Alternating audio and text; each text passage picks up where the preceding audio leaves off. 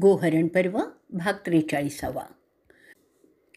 बृहन्नला भूमिंजयाला सांगते की जे पहिलं धनुष्य तू पाहिलंस ना ते अर्जुनाचं आहे. त्यालाच गांडीव असं म्हणतात. त्याच्या मदतीने असंख्य शत्रूंचा विनाश केला जातो. ते 1000 धनुष्य इतकं बलवान आहे. त्याच्या मदतीने अर्जुनाने अनेक राज्य काबीज केली आहेत. पार्थाने देव आणि पृथ्वीवरील अशा सगळ्यांना त्यांनी ह्याच्या मदतीने पराजित केलेलं आहे. त्याचं कौतुक देव आणि दानव दोघंही करीत असतात. हे दुसरं धनुष्य जे तू पाहिलंस ना ते शिवाचं आहे. त्याला पिनाक असं म्हणतात. त्याच्यावर असंख्य रंग आहेत. ते धनुष्य शिवाने 1000 वर्ष धारण केलेलं होतं. त्यानंतर ते ब्रह्माने तेच धनुष्य 503 वर्ष धारण केलेलं होतं. त्यानंतर ते इंद्राने 500 वर्ष धारण केलेलं होतं. त्यानंतर ते वरुण देवाकडे गेलं. त्यांनी 400 वर्ष धारण केलेलं होतं आणि त्यांनी ते मला दिलं. मी ते 5-6 वर्ष ठेवलेलं आहे. त्याचं धारण करण्यामुळे मला श्वेतवाहन असं सुद्धा म्हणतात. हे सर्वात जास्त शक्तिमान धनुष्य आहे. त्याची पूजा करतात देव आणि दानव. ते सुद्धा पार्थाला वरुण देवाकडनंच मिळालेलं आहे. हे दुसरं धनुष्य भीमाचं आहे. हे इंद्रगोप असलेलं माझ्या मोठ्या भावाचं युधिष्ठिराचं आहे. हे सूर्याचं चिन्ह असलेलं चमकणारं नकुलाचं आहे. हे सोनेरी चमक असलेलं धनुष्य माझा धाकटा भाऊ सहदेवाचा आहे. त्यावर सोन्यात नक्षीकाम केलेलं आहे. हे धनुष्य आणि त्याचे बाण जे शत्रूवर फेकले की त्याचा नाश करूनच परत मागे येतात ते सगळे भीमाचे आहेत. हा भाता ज्यावर 5 वाघांच्या मुद्रा आहेत त्याचा रंग पिवळा आहे ते नकुलाचं आहे. माद्रीच्या मुलांचे ते दुसरे भाते आहेत. जेव्हा तो राजसूय यज्ञाच्या वेळी पश्चिमेकडे मोहिमेला गेलेला होता तेव्हा हे चमकणारे बाण ज्यांच्यावर विविध रंगाचं काम केलेलं आहे ते सहदेवाचे आहेत. हे छोटे आहेत परंतु धारदार बाण युधिष्ठिराचे आहेत. ही लांब पात्याची दार तलवार अर्जुनाची आहे. त्याचे म्यान वाघाच्या चामड्याची आहे आणि जिच्या मुठीवर बेडकांची मुद्रा काढलेली आहे. त्या तलवारीने अर्जुनाने अनेकांना यमाकडे पाठवलेलं आहे. ही दुसरी तलवार ज्याला दुधारी पात आहे ती आहे भीमाची. ही सोन्याची मूठ असलेली तलवार न्यायप्रेमी युधिष्ठिराची आहे. ही बोकडाच्या कातड्याची मान असलेली समशेर नकुलाची आहे आणि हे भलं मोठं खड्ग सहदेवाचं आहे. सगळ्या शस्त्रास्त्रांची माहिती देत देत आपण गोहरण पर्व विराट पर्वाचा 43वा भाग इथे संपवणार आहे. भाग 44. भूमिंजय विचारतो ही सुंदर तेजस्वी आयुध पार्थाची आहेत परंतु ते कुठे आहेत? ते सगळे कुठे गेले हे कोणालाच माहीत नाही असं सगळीजणं बोलतात. त्यात ते सगळे म्हणजे मोठा युधिष्ठिर, त्यानंतरचा भीम, अर्जुन आणि नकुल आणि सहदेव कुठे गेले ते कोणालाही माहिती नाही असं सगळे सांगतात. द्यूतात त्याचा भाऊ हरला आणि त्यानंतर ते परागंदा झाले असंही सगळीजणं बोलतात. जे अशा हत्यारांनी शत्रूचा नाश करत होते तेच गायब झालेले आहेत. मग त्यांची शस्त्र इथे आहेत ते कसं? असं सांगतात. त्यांची रूपवती पत्नी त्यांच्याबरोबर गेली तीसुद्धा गायब आहे. सगळ्यांना फार वाईट वाटत असतं कारण ते खूप चांगले राजे होते असे माझे बाबा मला नेहमी सांगतात. ते ऐकल्याने बृहन्नला त्याला सांगते, ऐक राजपुत्रा, मी सांगतो ते कुठे आहेत तुला. हे पहा, मी अर्जुन आहे. तुझ्या बाबांच्या बरोबर जे ब्राह्मण कंक बसतात ना ते आमचे मोठे बंधू युधिष्ठिर आहेत. तुझ्या आईची सैरंध्री ही खरं तर द्रौपदी आहे. तिच्या मागे कीचक लागला म्हणून तो मारला गेला. तुमचा स्वयंपाकी वल्लभ हा खरा तर भीम आहे. तुमच्या घोड्याची निगा पाहणारा नकुल आहे आणि पशूंची काळजी घेणारा सहदेव आहे. आम्ही सगळे तुमच्याकडेच लपून राहत होतो. हे ऐकल्यानंतर भूमिंजय म्हणतो, मी तुझ्या बोलण्यावर विश्वास कसा ठेवणार?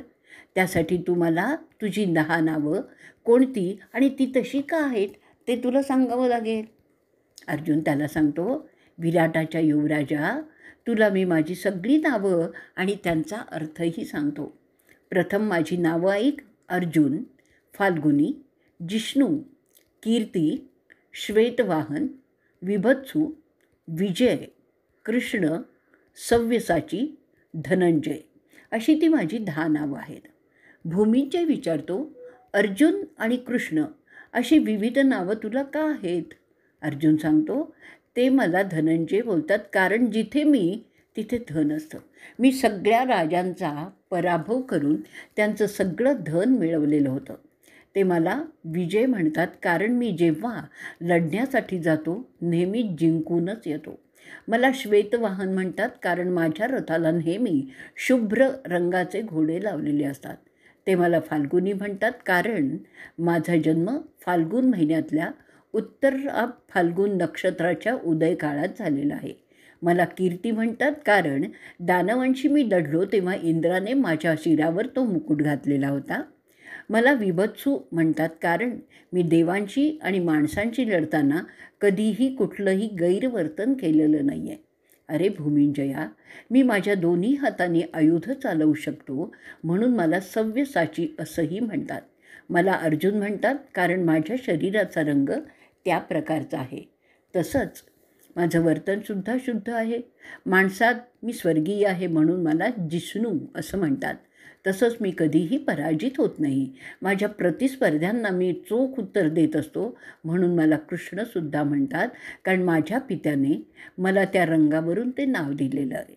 अशा रीतीने मला ही 10 नावं मिळालेली आहेत. वैशंपायन पुढे सांगतात, विराटाचा मुलगा अर्जुनला सांगतो, माझं नाव भूमिंजय आहे. त्याचप्रमाणे मला उत्तर असं सुद्धा एक नाव आहे, जे माझ्या धाकट्या बहिणीच्या उत्तरा नावाशी जुळतं. हे माझं भाग्य आहे की मी आपल्याला भेटत आहे. आपलं आमच्याकडे नेहमी स्वागत असो. अहो धनंजय, आपल्यासारख्या सामर्थ्यवान माणसाने मला माफ करावं जर मी काही चुकीचा वागलो आणि बोललो असेल तर. आता आपल्याला मी चांगलाच ओळखत असल्यामुळे माझी भीती पार निघून गेली आहे. मी आपल्या सहवासाची अपेक्षा करत आहे. अशा रीतीने गोहरण पर्व विराट पर्वाचा 44वा भाग इथे संपलेला आहे. भाग 45वा. भूमिंजय पुढे म्हणतो, अहो महाबली, मला सांगा, मी आपला सारथी होतो आणि मग मला सांगा, शत्रूच्या कोणत्या फळीमध्ये आपला रथ मी घालू, त्याप्रमाणे मी करणार आहे. अर्जुन त्याला सांगतो, मला संतोष होत आहे की तुझी भीती नाहीशी झाली आहे. तू मोठा पराक्रम करणार आहेस. तुझ्या शत्रूंचा पराभव करून तू पराक्रमच करणार आहेस. मी तुला तुझ्या शत्रूंना हरवण्यात मदत करणार आहे. आता लवकर ते भाते माझ्या रथाला बाण बघू. त्यातील ती सोन्याची मूठ असलेली धारदार तलवार दे बरं मला. वैशंपायन पुढे सांगतात की अर्जुनाची ती आज्ञा झाल्याबरोबर तो युवराज सगळी भीती फेकून देऊन कामाला लागतो. अर्जुनाची हत्यारं तो रथात आणतो. ते पाहून खुश झालेला अर्जुन त्याला म्हणतो, मी तुझा सगळी जनावरं जी कौरवांनी पळवलेली आहेत ती तुला मिळवून देईन. असं समज की माझ्या रथाचं छप्पर तुमचा किल्ला आहे. ह्या रथातील वाटा तुझ्या नगराच्या वाटा रस्ते आहेत. माझे हात तुझ्या नगराचे दरवाजे आहेत. रथाचा मधला खांबा आणि माझे भाते तुझ्या शहराचं संरक्षण करते आहेत. माझा ध्वज आणि त्यावरील चिन्ह तुझ्या शहराप्रमाणे आहेत असं समज. माझं धनुष्य आणि त्यातून बाहेर येणारे बाण शत्रूचा पाडाव करणार आहेत. माझ्या रथाच्या चाकांचा आवाज युद्धातील रणवाद्य आहेत असं तू समज. मी लढत असताना आपल्याला कोणीही पराजित करू शकणार नाही. ती तुलना ऐकून भूमिंजय म्हणतो, मला आता कशाचीही भीती वाटत नाही आहे. तुझं शौर्य केशवासारखं आहे, इंद्रासारखं आहे. मी घाबरलो होतो ना, त्याची मला आत्ता शरम वाटते आहे. असं घाबरून कसं चालेल एखाद्या राजाच्या युवराजाला. माझ्यासाठी तर आपण साक्षात महादेवच आहात. किन्नराच्या पोशाखात आहात एवढंच. अर्जुन त्याला म्हणतो, मी असा फक्त 1 वर्षच राहणार आहे, जे आता संपत आलेलं आहे. तुला समजणार नाही अशा धार्मिक कारणासाठी मी हे नपुसकाचं सोंग घेतलेलं आहे. भूमिंजय म्हणतो, आपण माझ्यावर खूप मोठी कृपा केली आहे. नसते संशय घेण्याचं मी सोडून दिलं आहे. आपल्यासारखा शूरवीर नपुसक असणं केवळ अशक्य आहे. मी समजतो की आता माझ्याबरोबर एक दोस्त राष्ट्र आहे आपल्या रूपाने.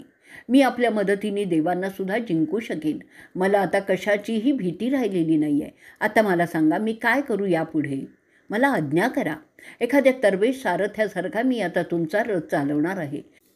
मी वासुदेवाच्या दारुकासारखा रथ चालवून दाखवतो. ह्या आपल्या रथाचे 4ही घोडे खासच आहेत. त्यांचा वेगही उत्तम आहे. त्यांची तुलना मेघपुष्पाशी करता येईल. त्यांचा वेग वल्लकाच्या घोड्यांची तुलना करता येईल असाच आहे. आपल्यासारख्या शूरासाठी असाच रथ शोभतो. वैशंपायन पुढे सांगतायत, अर्जुन त्याच्या दोन्ही हातात घातलेल्या बांगड्या काढून टाकतो. त्या जागी चिलखत नेसतो. त्याचे काळे कुरळे केस शुभ्र फडक्याने तो मागे बांधतो. रथात तो पूर्व दिशेकडे तोंड करून बसतो. त्यानंतर लढण्याआधी प्रार्थना तो करायला लागतो. त्याच्या आयुधांची तो पूजा मनाने करतो आणि त्यांच्या देवतांना आवाहनही करतो. त्याला मदत करण्याचं आवाहन करतो.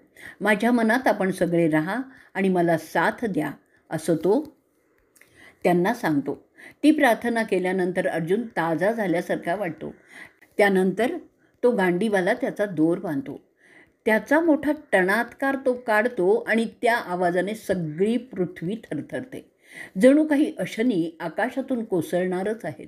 सगळे पक्षी कुठेतरी पळून जातात. असा तो आवाज भयंकर होता. त्या आवाजामुळे कौरवांची खात्रीच होते की तो धनंजयच आहे. परंतु तो त्या एवढ्या सगळ्या जबरदस्त योद्ध्यांबरोबर कसा एकटा लढणार? उत्तर विचारतो.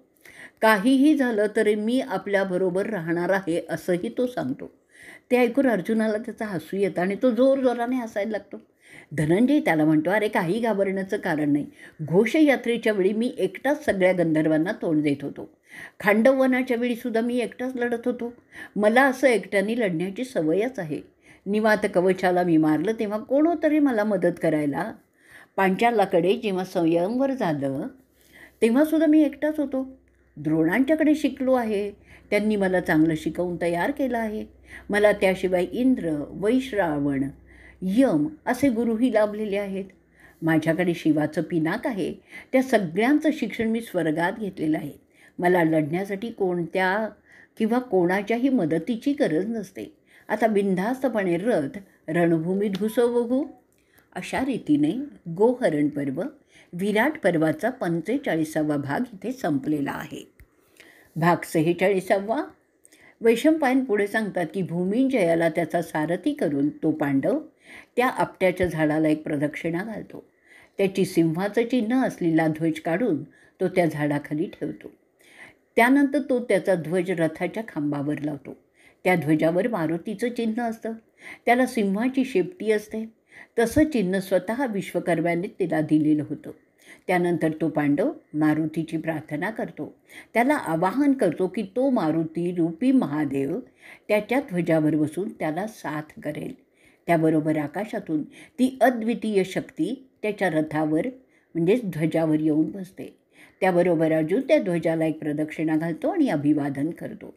त्याच्या हाताचे पंजे चांबड्याच्या मोजाचे होते, जसे सगळे धनुर्धारी घालतात.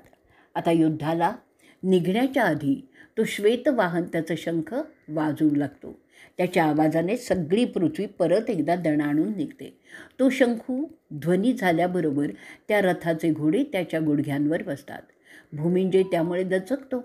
त्याच्या जागी खिळल्यासारखा पाहतो. ते पाहून धनंजय स्वतःच घोड्यांच्या लगामी पकडतो आणि रथाला पुढे न्यायला लागतो. त्यानंतर अर्जुन उत्तरला मिठी मारून सांगतो की आता लढाई सुरू होणार आहे, तेव्हा असं सारखं सारखं दचकत राहून चालणार नाही. तुला सारथ्याचं काम करायचं आहे. खऱ्या क्षत्रियाला शोभेल असं तू वागलं पाहिजेस.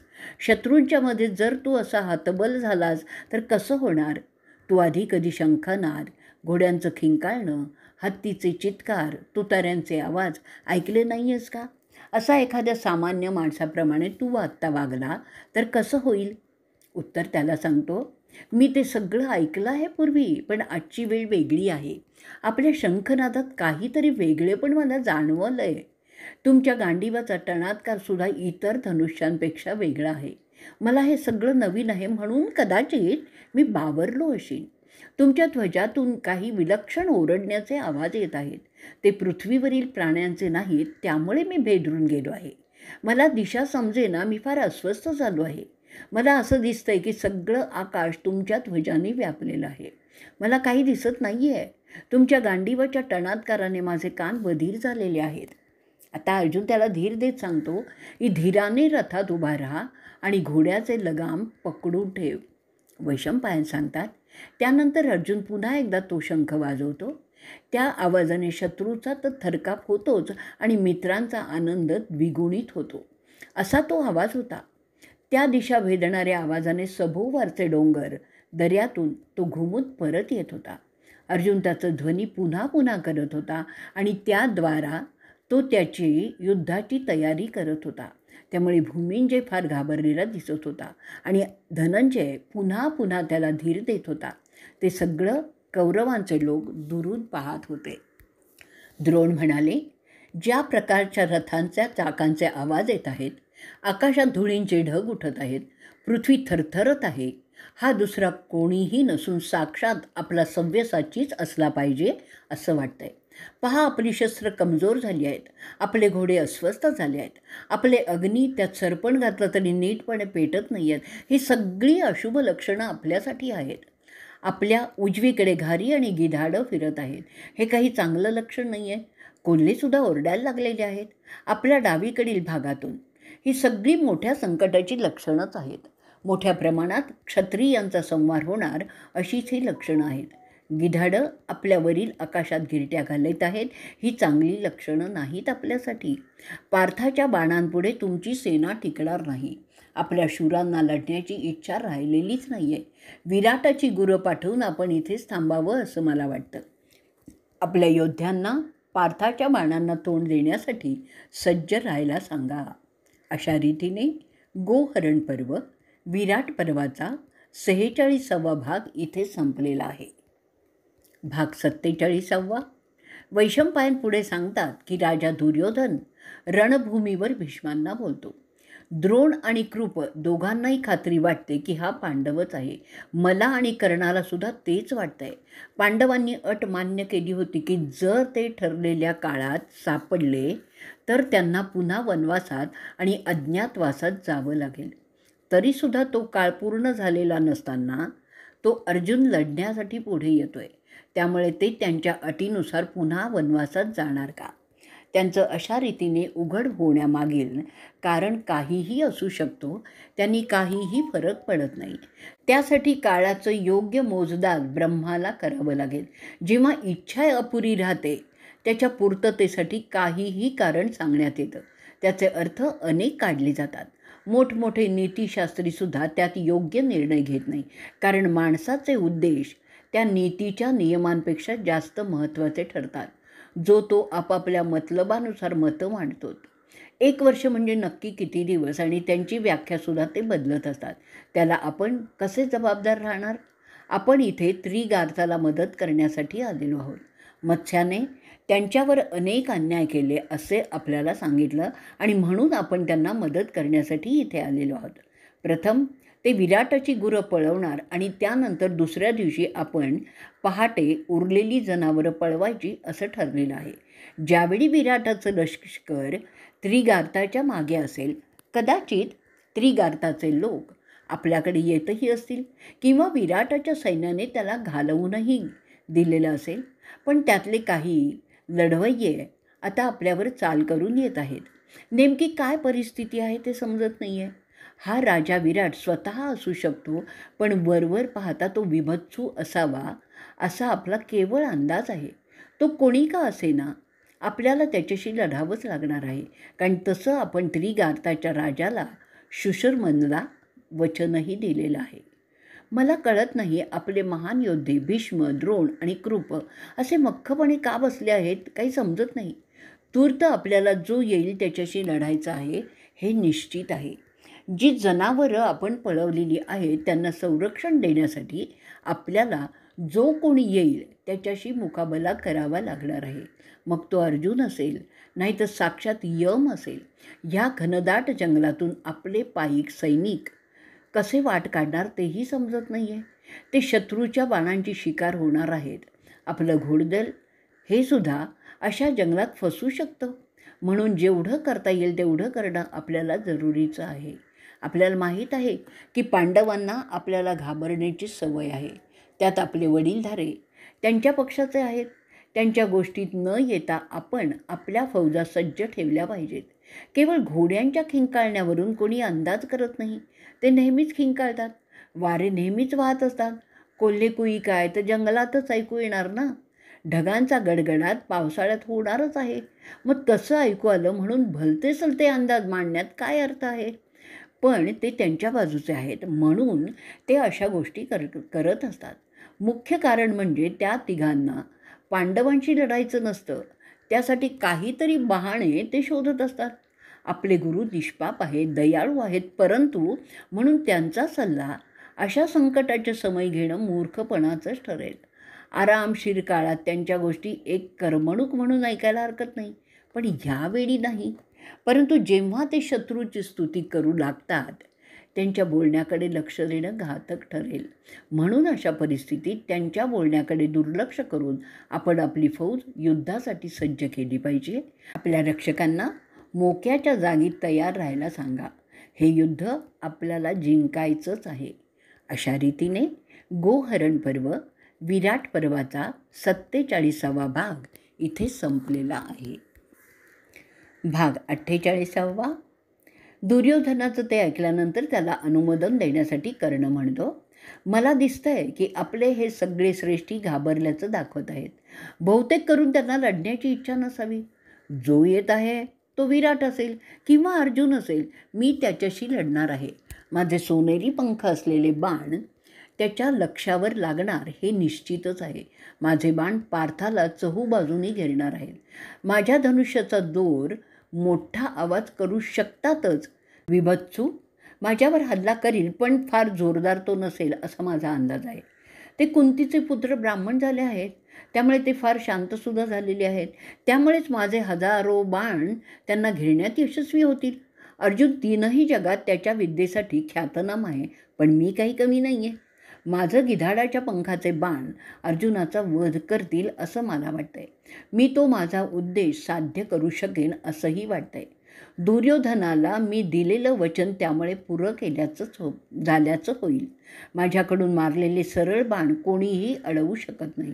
मला माहीत आहे तो इंद्राचा वज्र घेऊन आहे, तरी माझा आयुध काही कमी नाही आहे. मला माहीत हेही आहे की तो जबरदस्त योद्धा आहे, तरीही मी त्याला पुरून तर उरणारच आहे. जसा गरुड सर्पाला पकडतो तसं मी त्याला माझ्या बाणांनी घेरून जायबंद करून टाकणार आहे. इतरांना भारी जाणारा हा पांडव माझ्या बाणांच्या वर्षावापुढे फार काळ तकही धरू शकणार नाही. अनेक गाड्या ज्या माझ्या सांगण्यानुसार जातात त्यांच्या आवाजाने सगळं आकाश दणाणून जाईल. माझे विषारी बाण पार्थाच्या शरीरात घुसून त्याचा अंत करतील ह्याची मला खात्री वाटते. अरे दुर्योधना, तू पाहतच राहा. मला जमदग्नीने दिलेली आयुध मी वापरून तुझ्या चुलत भावाचा कसा खतमा करतो ते. माझ्या भाल्याने मी त्याच्या रथावर बसलेल्या दैवी शक्तीला खाली पाडणार आहे. त्या भयंकर दैवी प्राण्यांच्या चिंचाळ्या किंकाळ्या तुला ऐकायलाच मिळतील. तो ध्वज खाली कोसळला की ते सगळे पळून जातील. अर्जुनाला रथातून खाली पाडून मी तुझ्या हृदयातील काटा कायमचा काढणार आहे. पार्थ खाली कोसळलेला कौरव आज पाहणार आहेत. कौरवांनो, तुम्ही ते पशुधन घेऊन जा, परंतु जर त्यांना मी अर्जुनाला कसा मारतो आहे ते पाहायचं असेल तर ते त्यांच्या रथात बसून मजा पाहू शकतात. अशा रीतीने गोहरण पर्व विराट पर्वाचा 48वा भाग इथे संपलेला आहे. भाग 49वा.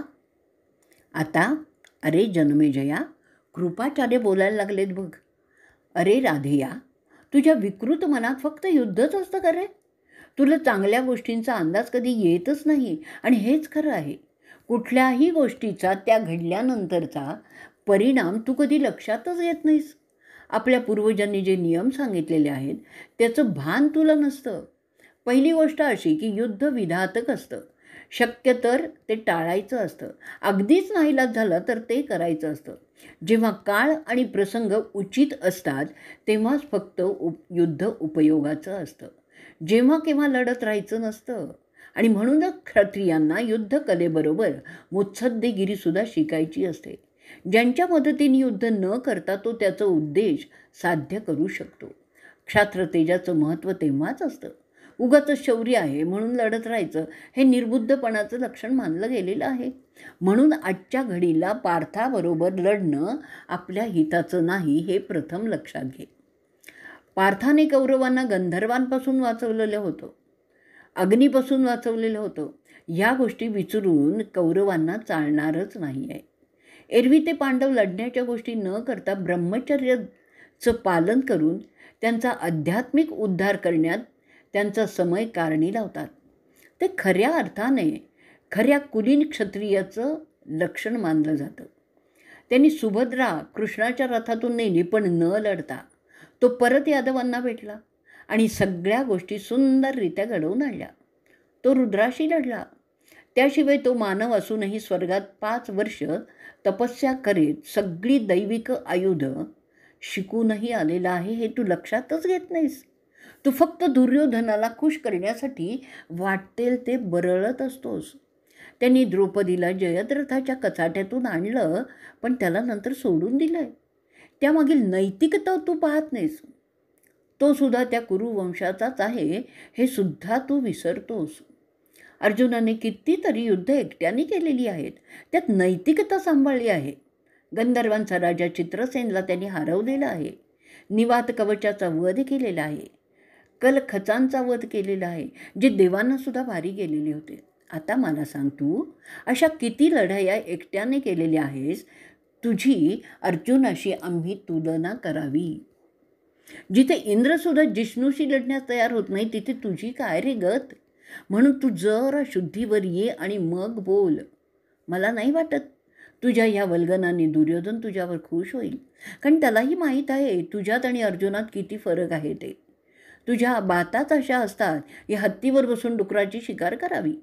तुझं बोलणं असं आहे की अंगाला तेल आणि तूप लावून आगीतून जाण्याच्या गोष्टी कराव्यात. अरे, अंगाला धोंडा बांधून पाण्यात तरंगण्याचा प्रयत्न करण्यासारखं तुझं बोलणं आहे. अशा वल्गना करण्यात कोणता रे पुरुषार्थ आहे? कोणीही पार्थाशी लढण्याच्या गोष्टी करणं केवळ मूर्खपणाचं आहे, पण तुझ्या ते लक्षातच येत नाही. कौरवांनी त्यांना कपट कारस्थान करूनच वनवासात धाडलेलं आहे. त्याचा राग त्यांच्यात असणं स्वाभाविकच आहे. तशा रागवलेल्या पांडवांशी लढण्याच्या गोष्टी करणं केवळ हास्यास्पदच ठरतं. ते कौरवांचा संहार करण्याच्या तयारीने आलेले आहेत. ते तू आणि दुर्योधन समजतच नाहीत. आपण अनवधानाने त्याच्या तावडीत सापडत आहोत. त्यात आपल्याला मोठा धोका आहे. तरीसुद्धा जर वेळ आली तर आपल्याला त्याच्याशी 2 हात करावे लागणार आहेत. पण जितकं शक्य असेल तितकं टाळणं हेच आपल्या हिताचं आहे. ही लढाई आपली नव्हती, ती शुशर्मनाची आहे. त्यात आपण उगीचच गुंतत आहोत. युद्ध झालं तर आपण सगळे लढणार आहोत, परंतु उगाचच तू त्या युद्धाला स्वतःहून सुरुवात करू नकोस. त्या लढाईची तुलना दानव आणि वसवाच्या युद्ध करता येईल. अशा रीतीने गोब्राह्मण पर्व विराट पर्वाचा 49वा भाग इथे संपलेला आहे. भाग 50वा. अश्वत्थामा त्यानंतर स्वतःचं मन मोकळं करतो. पशुधन अजून आपण पळवलेलं नाही आहे. ती जनावरं त्यांच्या मालकाच्या क्षेत्रातच आहेत. असं असताना अरे कर्णा, तू का फुकटच्या फुशारक्या मारतोयस? खरे योद्धे स्वतःची स्तुती स्वतः कधीही करत नाहीत. सूर्य चमकतो, पण त्याबद्दल तो कधीही काही बोलत नाही. लोक समजतात जे त्यांनी समजावं. पृथ्वीसुद्धा किती जणांना जगण्यासाठी मदत करते, पण कधीही त्याबद्दल बोलत नाही. स्वयंभूने त्यांना नेमलेलं आहे, कारण ते त्या योग्यतेचे आहेत. ब्राह्मणाने स्वतःचे यज्ञ स्वतः करायचे असतात. क्षत्रियाने त्यांचं शौर्य स्वतः दाखवायचं असतं. ब्राह्मणाने कधी दुसऱ्याचे यज्ञ करायचे नसतात आणि क्षत्रिय दुसऱ्यासाठी लढणार नाही. शूद्र द्विजांची मदत करतो. जे मांस विकतात ते दुसऱ्यांसाठी प्राण्यांना मारू शकतात आणि त्यातून धन कमावू शकतात. त्यात काही दोष सांगितलेला नाही आहे आपल्या ग्रंथात. पांडवांनी त्यांच्या क्षात्र कर्तृत्वाने एकेकाळी पृथ्वी जिंकली होती. त्यात त्यांनी कधीही खोटं काम केलेलं नाही आहे. द्यूतासारख्या पापकर्माने त्यांनी ती मिळवलेली नाही आहे संपत्ती. द्यूतासारख्या गोष्टी करून धनसंपत्ती मिळवणं मांस विकणाऱ्यांसारखे हलकं काम ठरतं.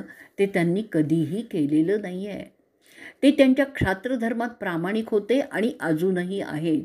तसे तुम्ही नाही आहे. कोणी जुगार खेळावा, कोणी संपत्ती ठेवावी, हे सगळं मांस विकणाऱ्यांच्या योग्यतेची कामं आहेत. या विवेचनात एक सांगते. खाटीक हा शूद्रापेक्षाही हलका मानलेला गेलेला आहे. त्यांचं धन कुमार्गाने कौरवांनी लुटलेलं आहे. त्यांनी कोणत्या नैतिकतेच्या गोष्टी कराव्यात रे? कोणता कौरव एका हाती धनंजय, नकुल किंवा सहदेवाला हरवू शकतो ते मला दाखवा. कौरव खाटकांपेक्षाही हलके झालेले आहेत आणि त्यांनी पांडवांच्या जीवनाबद्दल चुका शोधण्याचा प्रयत्न करावा हे अन्यायकारक आहे असं मी तरी समजतो. त्यांच्या पत्नीला भर सभेत खेचणारे कोणत्या क्षात्रतेजाच्या गोष्टी आज करत आहेत? कौरव लुटेरे आहेत, पांडव लुटेरे नाहीत. हा त्यांच्यातला फरक आपण लक्षात घेतला पाहिजे. आम्ही ब्राह्मण असूनही कुलीन क्षत्रिय पांडवांच्या विरुद्ध आहोत. खाटकांपेक्षा नीच अशा कौरवांसाठी हे मोठं पापकर्म आम्ही करत आहोत. त्यात मी, माझे तात आणि कृपाचार्य असे सगळे येतात. आपण इंद्रप्रस्थ जिंकलेलं नाही आहे. ते अजूनही नीतिशास्त्राप्रमाणे पांडवांचंच आहे. पांडवांच्या चंदनासारख्या पवित्र वृक्षाला ठार मारण्याचा प्रयत्न करणारे, त्यांना गुलाम करण्याचा प्रयास करणारे, त्यांच्या कर्माचं कोणतं समर्थन करत आहात इथे? आपण कोणत्या युद्धात युधिष्ठिराला, भीमाला हरवलं आहे? नीचपणा करण्याव्यतिरिक्त कोणतं कर्म आपण कौरव करत आहोत? फुकटच्या संपत्तीसाठी आपण जे काही केलं ते क्षात्रधर्मात येतच नाही आणि तरीही तुम्ही स्वतःला कुलीन क्षत्रिय समजण्याचं धाडस करत आहात. अरे विदुर काका काय बोललं ते पहा, आठवत असेल तर. ते बोलले होते, क्षुद्र जीवसुद्धा त्यांच्या कुवतीनुसार प्रतिस्पर्ध्याला क्षमा करत असतात.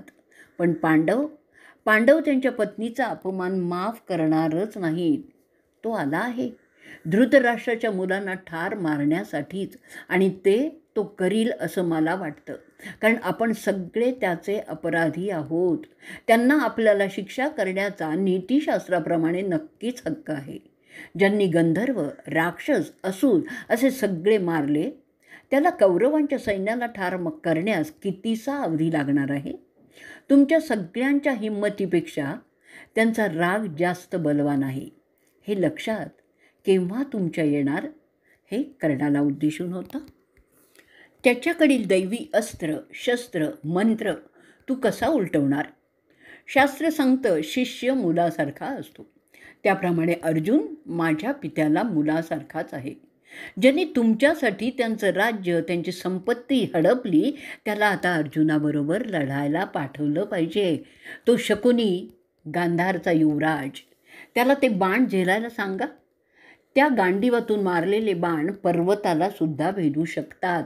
मृत्यूदेव आणि वायू, घोड्याचं मुख असलेला अग्नी शत्रूला थोडे ठेवतात, परंतु हा रागवलेला पांडव तसं ठेवणार नाही.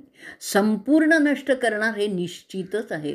जर भीष्माने ह्या ठिकाणी युद्ध करण्याचं ठरवलं तर मी धनंजयाशी लढणार नाही. आपण फक्त मत्स्य देशाच्या राजाशी लढण्याचं बोललेलो आहोत. अश्वत्थामा त्याचं मत सांगतो आणि अशा रीतीने गोहरण पर्व, विराट पर्वाचा 50वा भाग इथे संपलेला आहे.